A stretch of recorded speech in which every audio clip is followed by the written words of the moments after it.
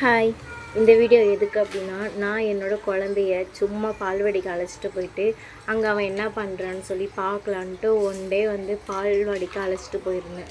அங்கே போயிட்டுருக்கும் போது மற்ற பிள்ளைங்க எல்லாமே, சில பிள்ளைங்க அழுது, சில பிள்ளைங்க விளையாடுது, சில பிள்ளைங்க வந்து அதுங்க ஏதோ பண்ணிட்டு தூக்கி போட்டுட்டு விளையாடிட்டு இருந்தது. இவன் என்ன பண்ணுறான்னு சொல்லி பார்க்கும்போது, இவன் அங்கே உள்ள பொருளெல்லாம் எடுத்து வாயில் வச்சுட்டு விளையாடிக்கிட்டு நின்றுட்டு இருந்தான்.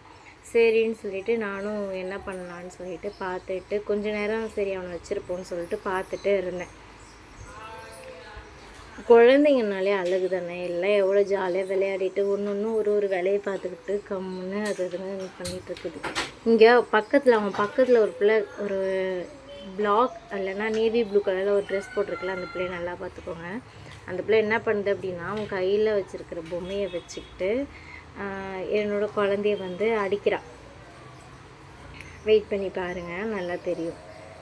கொஞ்ச நேரம் வந்து அடிக்கிறான். அவன் வந்து எதுவுமே ரியாக்ட் பண்ண மாட்டான்னு தெரிஞ்சோடனே வேணுங்கன்னே என்ன பண்ணுறான், அடிக்கிறான் அந்த குழந்தை. அடித்த உடனே நான் என்ன பண்ணுறேன், இதை பாருங்கள் அடிப்பான். நான் என்ன பண்ணுறேன், அதட்டுறேன், அடிக்கக்கூடாது அப்படின்னு சொல்லி சொன்னோன்னே என்னை பார்த்துட்டு உடனே என்ன பண்ணுறேன், அவள் அடிக்கிறத ஸ்டாப் பண்ணிடுறான். நம்ம இது மாதிரி ப்ளே ஸ்கூல் பால்வாடி அது மாதிரி நம்ம சேர்க்குறோம் அப்படின்னா குழந்தைய வந்து நம்ம மற்ற பிள்ளைங்க அடிக்கிறது இயல்பு தான். அதனால் நம்ம என்ன பண்ணணும்னா கண்ணாக பார்த்துக்கணும்.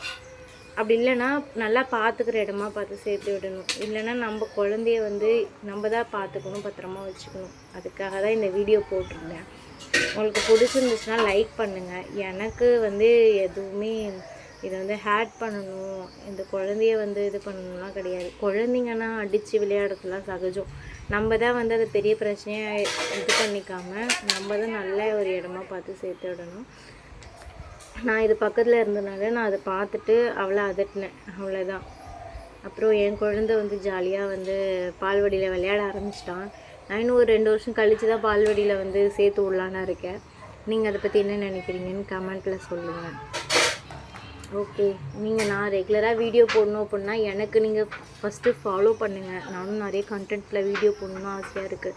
என்னையும் கொஞ்சம் ஃபாலோ பண்ணி சப்போர்ட் பண்ணுங்கள் ப்ளீஸ். பாய்.